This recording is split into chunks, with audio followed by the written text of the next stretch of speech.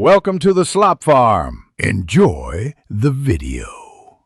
In this video, I will explain how to cook palm weevil larvae, ensuring a delicious and safe meal. First, gather your ingredients and tools for preparation. You will need about 250 grams of live palm weevil larvae, along with a sharp knife, a cutting board, and a bowl for cleaning.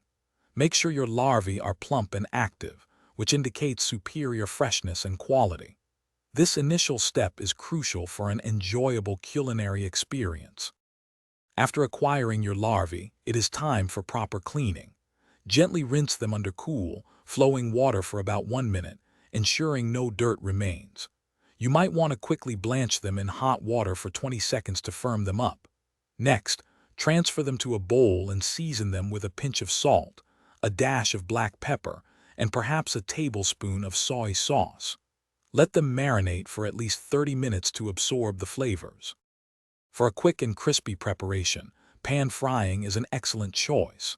Heat 2 tablespoons of your preferred cooking oil, like coconut or vegetable oil, in a skillet over medium heat.